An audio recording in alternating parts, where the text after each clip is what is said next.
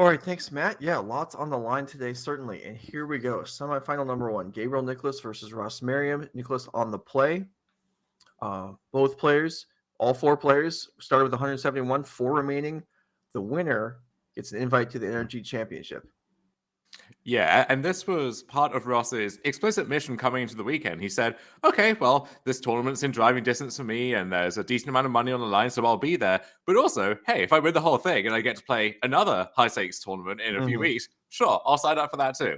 And so Ross's little raiding party here, off to a fantastic start, and the end is in sight here. I think he's got his eyes on the prize. Yeah, certainly. I mean, some players that I've talked to over the years, they're able to focus one match at a time. And other players, now I'm not speaking to which type Ross Merriam is, but I know which type I am, is unable to not consider the implications of, higher finishes. No, like at this point, I'm sitting there thinking, okay, sure, I want to win this match, but if I win two, I get to go to the championship. I just can't ignore that factor. Yeah, it's some people are motivated by that. For some people, it works. It helps them to have that just dangled in front of their eyes there. For other people, they really want to just put that aside, focus on the game in front of them, and just play the game and then play the match and then see where that takes them. Easy to read too much into that. I think Ross is going to show up and play Magic, and he's going to play it pretty well, and we'll see where that gets him this morning here. Where it's got him so far is turn 2 Grinding Station, which there is a heated debate among Breach proponents about what is the actual worst card in this deck, and the merit of the strategy is you mostly just get to play all of the good cards, and you have this fast 2-card combo spliced into the deck. This is the one card which you wouldn't really put Grinding Station in your deck unless you have some kind of ulterior motive. Sure. Yeah, and having a counterspell then, might be something that Ross kind of smiles about. But Gabriel Nicholas, got to pace this match the way his cards dictate. And, even if the counterspell's there, and maybe you feel like, well, I just have to commit it now because it just fits into my curve, even if this isn't the most high priority card. It is dangerous, though. It is, the Grinding Station being on the board, then later on, if the Breach slips through, you can just die. So keeping the board clean is desirable in many senses. Ross Merriam feels likewise and picks off the Dragon Rage Challenger. So no damage coming across here either way early on, which probably favors Ross. Yeah, we do see a copy of Ragavan in Ross's hand. We'll see if that one tries to sneak into the red zone here, just going for the Grinding Station instead.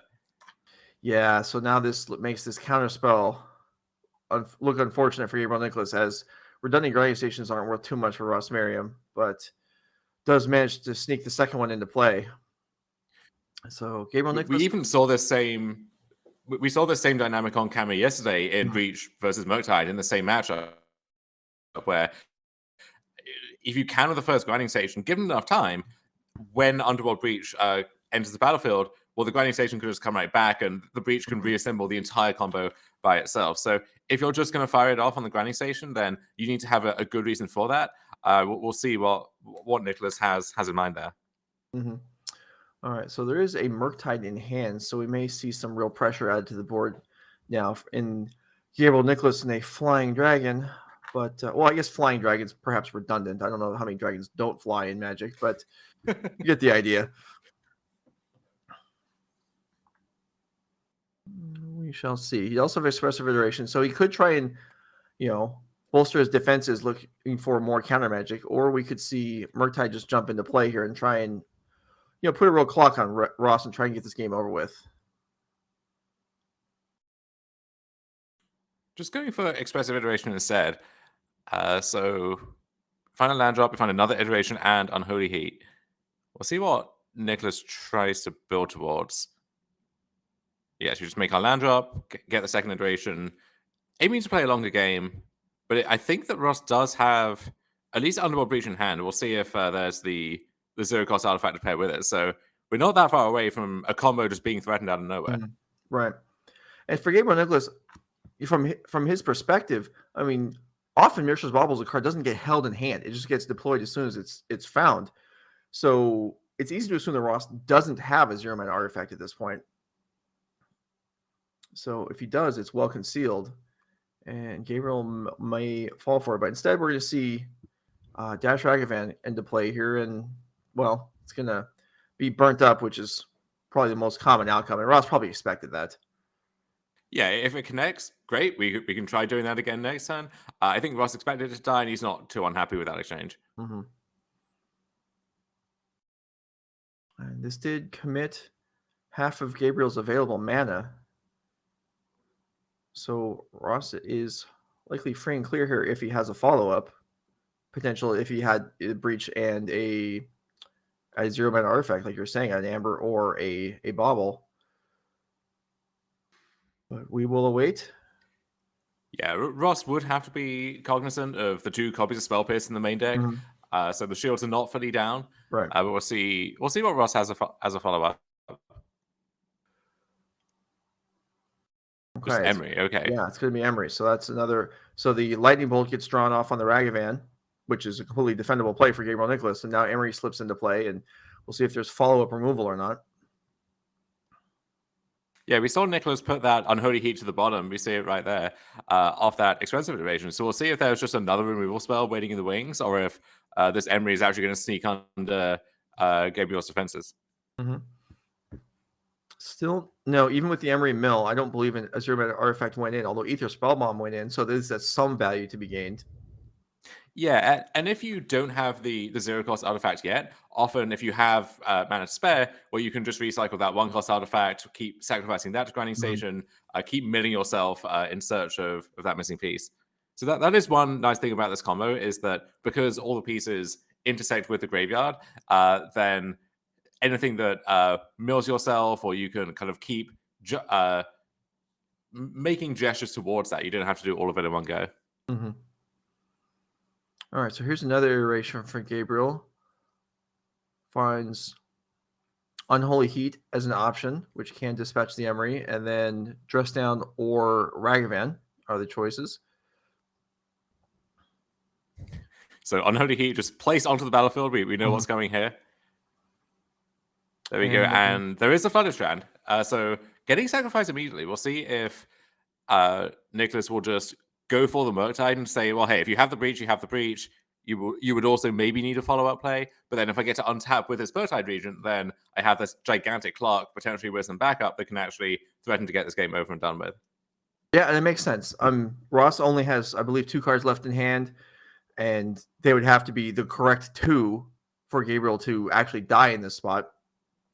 Ross does have 1 of the 2, but Gabriel is going to take a chance here. He's got to get this pressure on the board at some point. He's going to take the opportunity now, and this is going to be a maximum size Murktide, perhaps. Yes, it is. So, and this is where you start, if you're Ross, you start hearing the yakety sax music blaring in your head. It's like, okay, let's go. We can. I think I've got this, but I don't know yet. Let's see if we can piece it together. All right, Gabriel Nicholas, defense is down, 8-8 on the board. Ross Merriam, what do you have? Well, we know that at the very least, he can breach Aether Spellbomb and set back the Murktide, but very possibly we'll see more than that. Okay, here we go. Yeah, so we can start with the Aether Spellbomb, and then I imagine the follow-up will be Emery, just milling an additional card. Yeah. And so we get 4 looks from the Emery, 3 more looks from the Spellbomb. So that's if there's a Mishra's Bauble or a Mox Amber in the top 7 cards there, then we are good to go.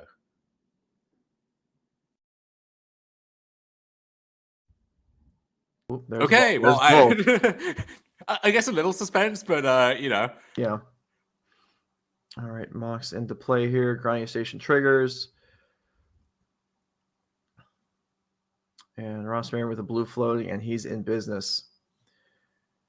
And we are not going to find any free instant speed interaction for Gabriel Nicholas in game number 1. And Ross Merriam will take one step closer to the finals by picking up game 1 here with the combo that this deck, gets most of its wins by. I mean, we see combat damage occasionally, but really this deck lives and dies by this combo, and it is efficient. It is cheap mana wise, and it really just, we talked about this yesterday. It's breach and graveyard interactions, and that's a powerful way to roll, especially in game 1.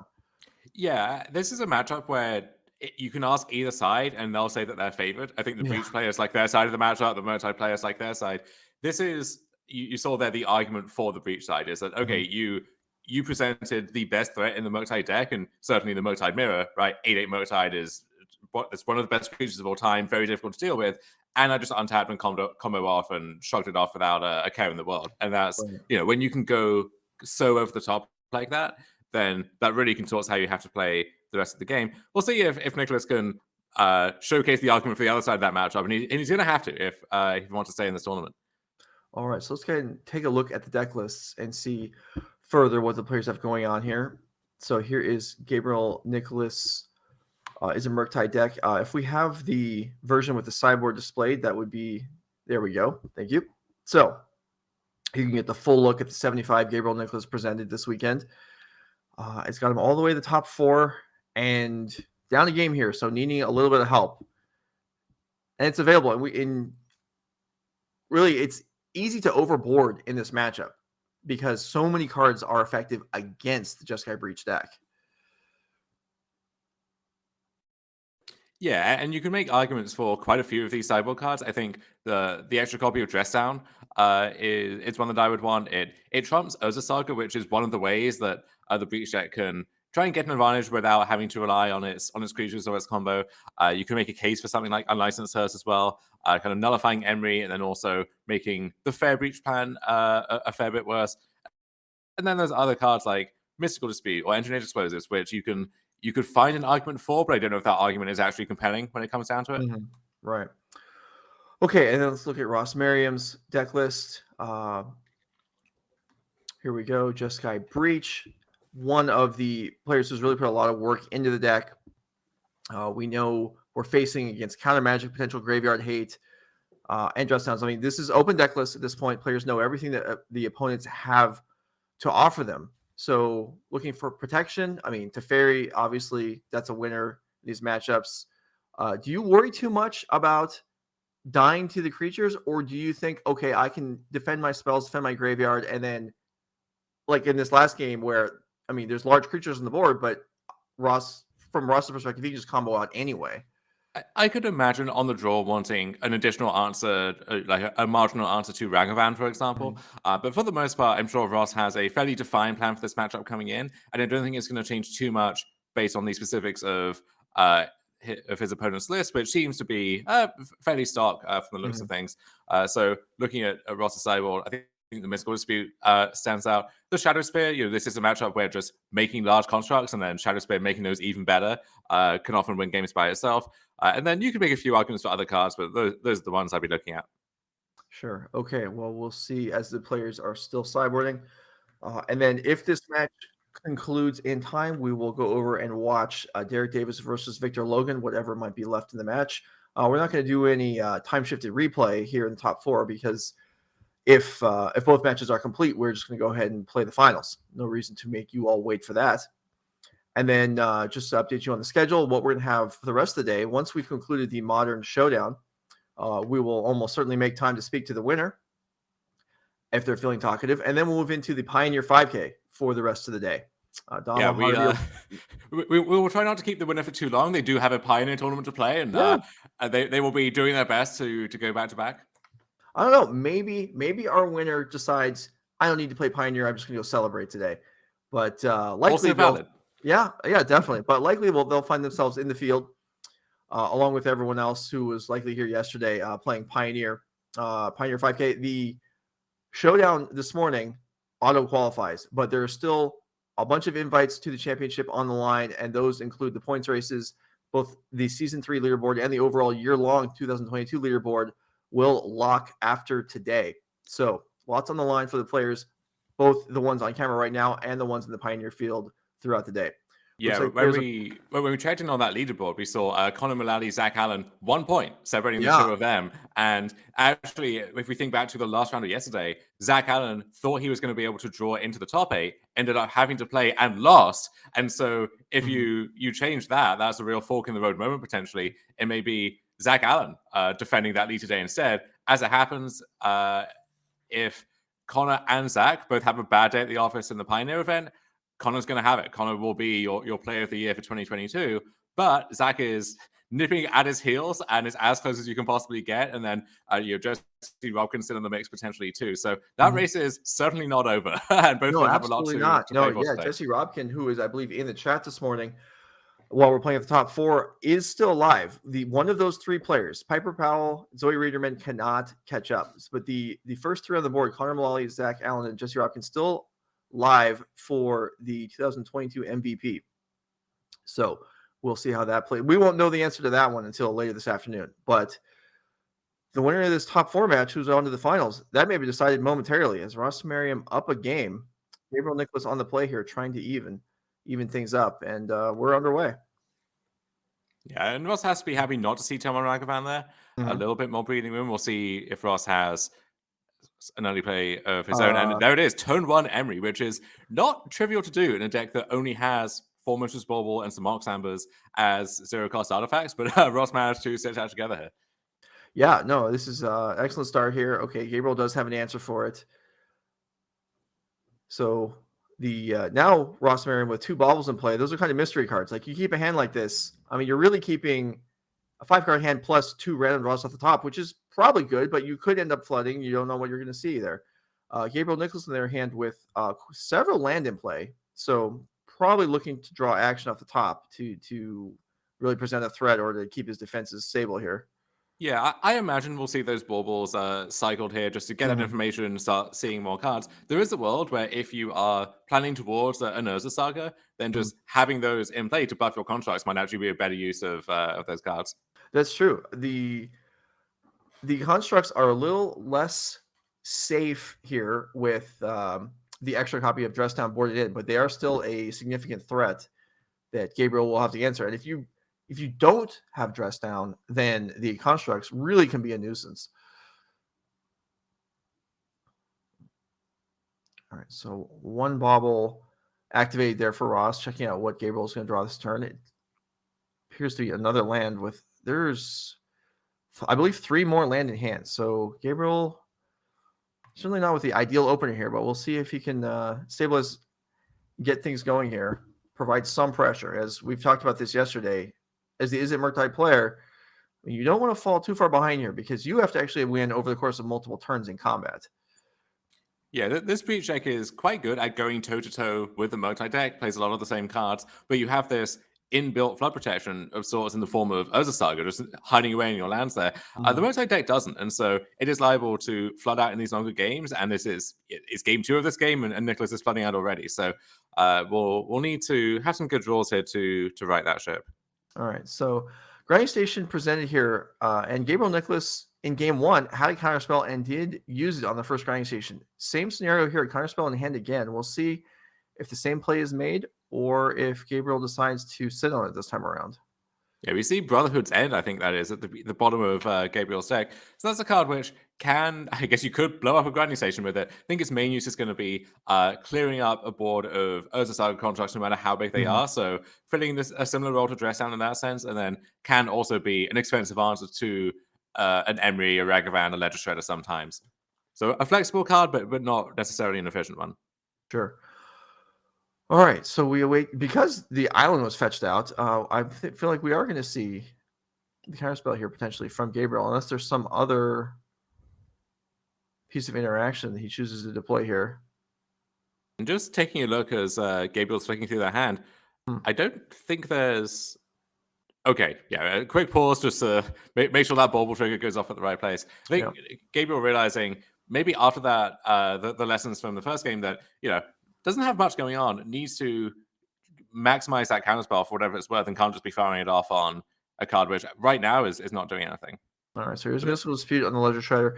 And okay, so the reason potentially why Gabriel Nicholas fetched out and Basic Island is that 2 Steam Vents are in hand. So that would explain why, even though the mana wasn't spent, a Shockland was not the target there on the fetch land. Yeah, I do wonder if maybe Gabriel wanted to consider it in response, because if you find a removal spell, that might be a better way to deal with that Ledger Shredder rather than using the Dispute. But this also makes sense. Okay, Ross Merriam fresh out of Mishra's Baubles now. Down to drawing just 1 card turn with Grinding Station on the board. So we all know, as does Gabriel Nicholas, that with Baubles in the graveyard, Grinding Station in play, it just takes a breach. That's assuming that Gabriel Nicholas has no interaction remaining, and Ross Merriam is unlikely to be able to make that assumption. Yeah, you have to think, if your opponent is not casting proactive spells, there's no creature being attempted in this game so far, has a pretty land-heavy draw, like, what are those cards left over, right? Unless this is one of the worst cases of Mana Flood we've ever seen, and it kind of is, honestly, then you have to think it's reactive cards of some kind. Mm-hmm.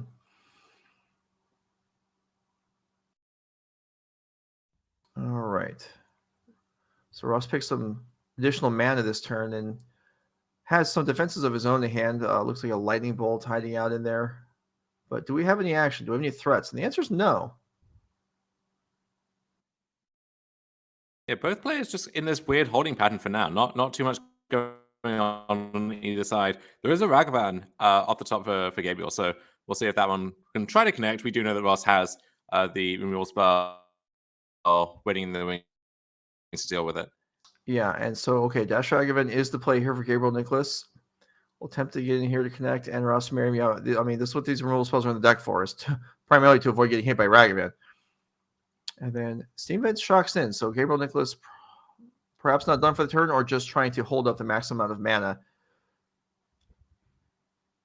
If Gabriel is expecting, if his primary concern is being combo killed, 2 damage from a shock land is not likely to matter too much in the outcome of the game. So basically free there, whether he's holding up something or not.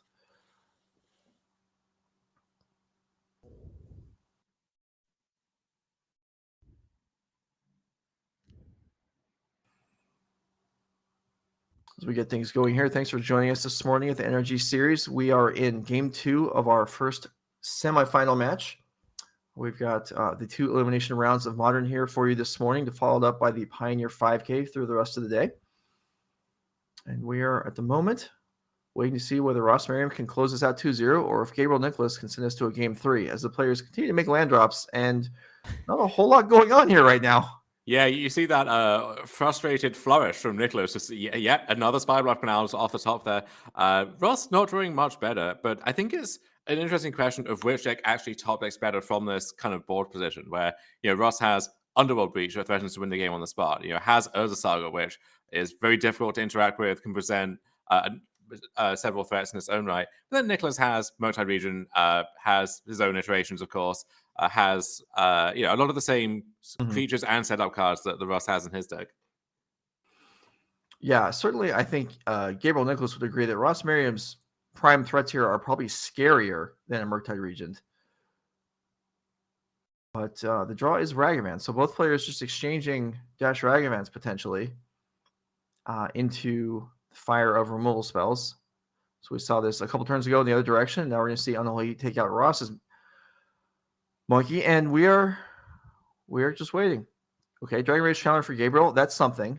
Any threat that requires an answer. I mean, hopefully, your opponent is out at this point. Although, as we can see, Ross Merriam is not.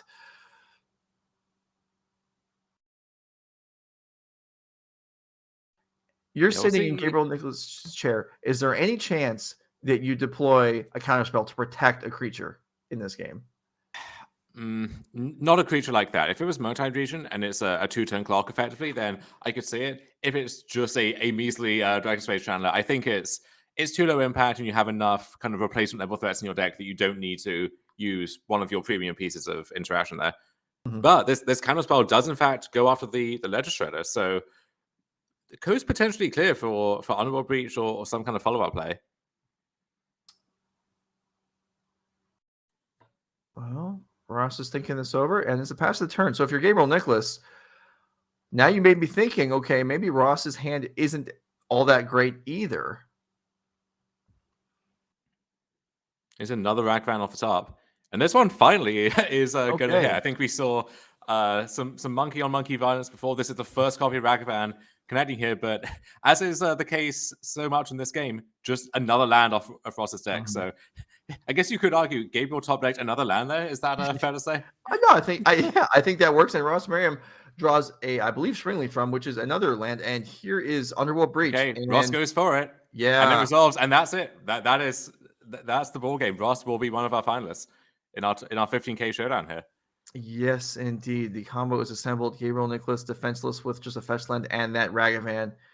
Ross Merriam will go through the motions, assembling the combo, putting likely a legendary creature into play.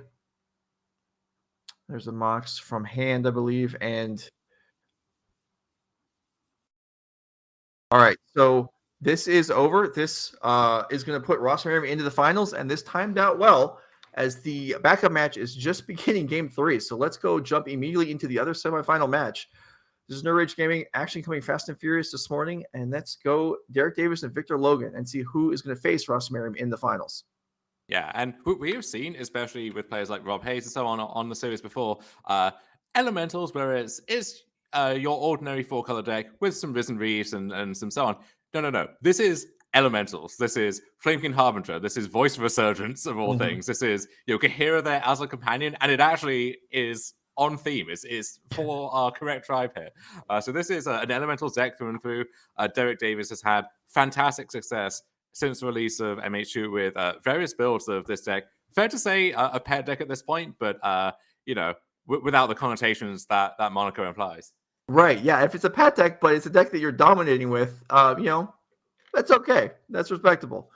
That's no sympathy means taken. You're not scrounging around in the 2-4 bracket with your fun cards that you just happen to enjoy. You're up here in the top 4 of the event in game number 3. Yeah, it is, and I know you can testify to this too. It is a very good feeling when you feel like you have identified something that no one else is really doing, and you're like, well, okay, I will just keep winning with this until you start taking me seriously, and I will take my free match wins until then. No, it feels good. It's fun times when that happens. All right, and we're seeing Victor Logan here also with a deck that this is not a deck that's a prime portion of the metagame here that you expect to run into every event. The Izzet Prowess deck, but doing well here. Yeah, I think this is the deck that maybe had the most momentum, if you like, or hype going into the weekend, where all over Magic Online, a few different streamers promoting it and having good success with it, and that spilling over into paper here. And you have to feel good as Victor, like being on the play here for this game 3. This is a deck that can really punish inefficiencies, and the Elementals deck has some stuff going for it, but is prone to stumbling sometimes. So we'll see if Derek has what it takes to break serve on the draw here. Mm-hmm. And there already was some, broken this match as Victor Logan being the lower seed on the play here in game 3, which means he did win game 1 on the draw. So good on him. And building a board state here. 2 Dragon Range Channelers don't look like they're flying yet, but Max the Moon. Voice of Resurgence, a card we haven't seen in a kind of fair context in a long time, and some would say that might be for good reason. And you're seeing one of those reasons, or I guess 2 of those reasons, on the board right now. Dragon's Rage Channeler, can very easily upgrade itself to a 3/3 with flying, and Voice of Resurgence, a kind of embarrassing roadblock when that happens. Yes, indeed. So no islands in play at the moment for Victor Logan. So that makes this Magus of the Moon a little risky, especially if we don't have Delirium yet, and it does not appear that we do. Although with 2 Dragon Rage Channelers, it is not hard to achieve Delirium. Yeah, the iteration would be the 3rd type, and that's just it's the 4th type. So this will be an attack for at least 6 this turn. Yeah, so we'll see if Derek Davis has anything to say about that, whether there might be a Solitude at the ready or not. And knowing the deck lists, as the players do at this point, I mean, Solitude may be something that you're holding on to in case of something like Magus the Moon. So maybe a little wary of committing it here just to a Dragon Rage Channeler.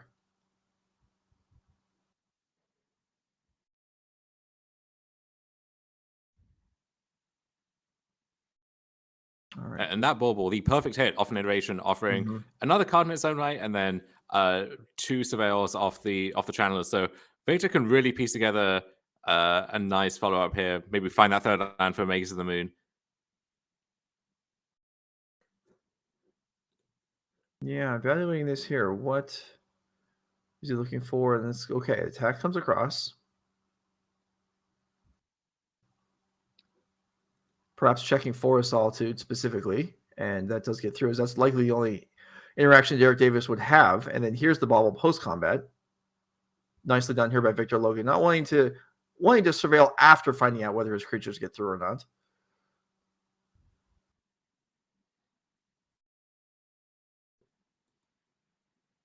Does in fact have the third land.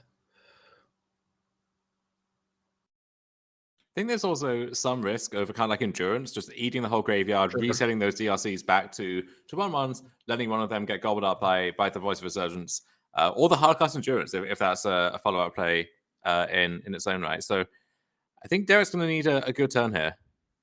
We'll see what he can stitch together. Okay, Fury. That's a nice start. Mm-hmm.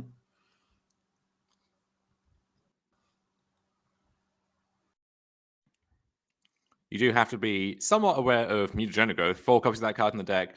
Not sure how many of those will remain in post-sideboard. That's the kind of card which often will get shaved or cut in favor of interaction or cards like Mages of the Moon. But against a deck with Fury, then I think there's a good case for keeping at least some of them. All right. Well, Victor giving us some thought potentially. Derek Davis has done his targeting, and there is the Mutagenic Growth that you spoke of.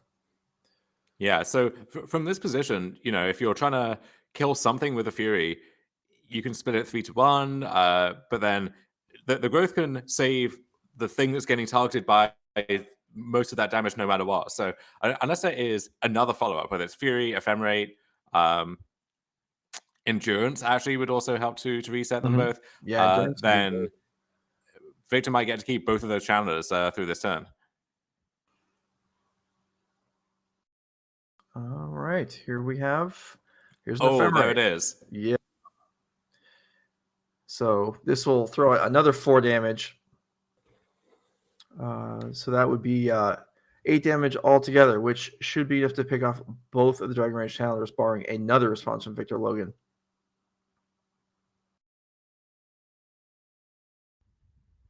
You see the Voice of Resurgence token make it into play there. So not just a vanilla 2/2 this time around, actually increasing the offensive board presence for Derek Davis.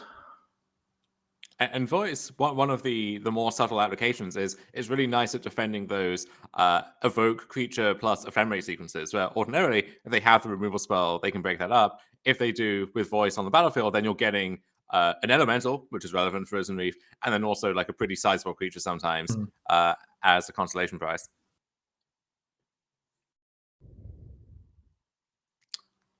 All right, Victor with another Mutagenic Growth in hand, potentially deciding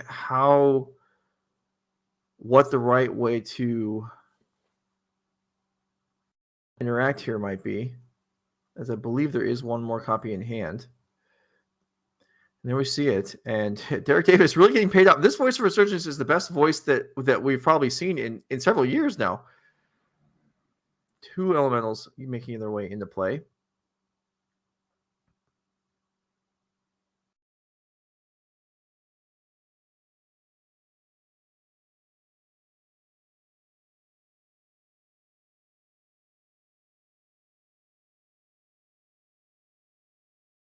This isn't completely over yet. Victor Logan does have his copy of Underworld Breach in hand, so the potential for a rebuild here.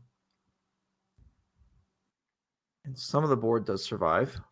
Yeah, so the second growth keeps around the second channeler after all is said and done there. So there is a threat that gets to stick around, but now the onus is on Victor, who sees a Fury, another one with that Mishra's Bauble. Onus is on Victor to rebuild and close out the game within short order here.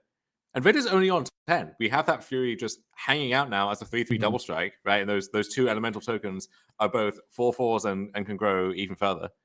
Yeah, no, from Victor's side, it very much looks like winning the game right now would be ideal. A Lightning Bolt, I believe, was in hand now, but a sizable graveyard, but not a ton of mana. However, Mutagenic Growths can add a fair amount of damage here.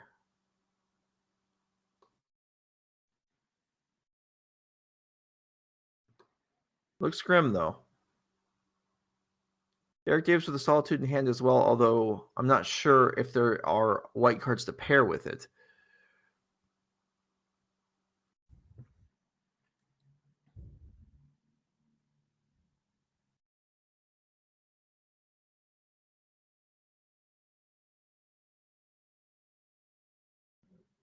So I'll take a breath here alongside Victor Logan as he decides how to proceed here. Is there a route through?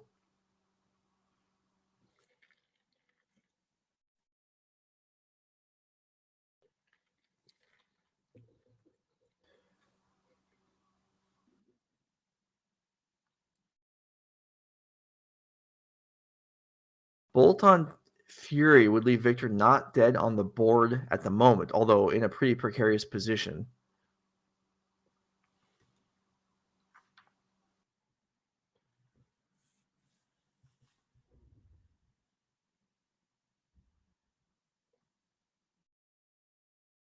Yeah, it might have to be exactly Underworld Breach, which I think actually would translate into a kill here between, Mutagenic Growth in the graveyard, Lightning Bolt. I think that would do it, but barring that, I think Derek is going to be our other finalist. Mm-hmm. Well, Elementals does have a history of winning energy modern events. So yeah, 2 lands being tapped. Okay, so the calculation is being started here. All right, so that is a stocked graveyard already, and then each spell that is being cast from the graveyard will surveil another card into it via the Dragonwave Channeler. So effectively, only need to pay 2 cards to escape each of these, lightning bolts / mutagenic growths. And so this now is effectively a check. Do you have Solitude? Do you have Endurance? And it looks like the answer is no. So here we go. All right, 3 cards exiled and the first mutagenic growth on the stack. Victor also limited somewhat by his life total. Only 4 mutagenic growths castable here, or 4 Phyrexian spells castable here. Here is the first one. Yeah, the lightning bolt can substitute Right. in for some part of that, but we'll see. So yeah, so 4 mutagenic growths is 8, and then the DLC, so that would be 11 by itself, and then we have the bolt as a failsafe.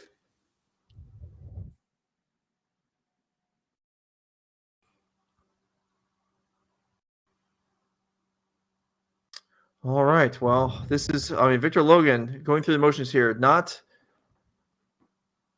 Probably not confident this is going to get the job done, but hopeful, but optimistic. Yeah, there's also some concern that you want to keep the buff from Delirium, so have to be very cautious about what exactly you escape away, and then you might need to find specific card types off escape. But Derek does have the Solitude. Yeah, it does have a Solitude and white card to pitch, and this is going to derail Victor Logan's hopes of making the finals here, as this Dragonwave Channeler is going to get exiled. Victor will gain some life, but this is a pretty sizable board here. There is a Lightning Bolt still. They could maybe pick off the Fury,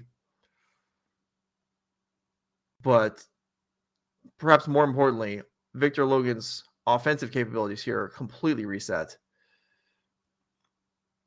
Yeah, and when that Underworld Breach goes away at the end of the turn, I think so too will Vader's hopes of winning this game here. Okay, that is the Lightning Bolt. Looks like targeting Fury. Lava Dart spills over.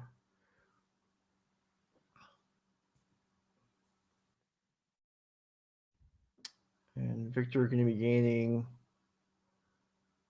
somewhere in the neighborhood of 9 to 11 life, depending on when the Solitude actually is put on the stack in response to mutagenic growth or after Victor passed. But most importantly, no damage coming through to Derek Davis.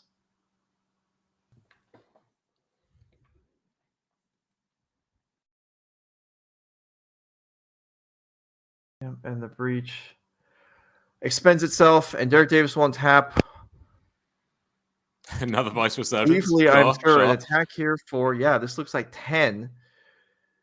And Victor Logan on his last breath here, and this is going to take more than just a Lava Dart, and that's it. And Derek Davis will advance to the finals and to face Ross Merriam for the invite into the NRG Championship.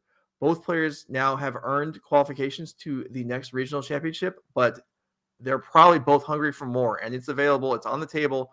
We'll see who is able to take the tournament down, take down the top prize, the cash, and the invite to the Ridge Championship. Nob and I will be back in a few minutes to cover the finals. This is Nerd Rage Gaming. We'll be here all day. Stick around. Don't go anywhere. Finals upcoming.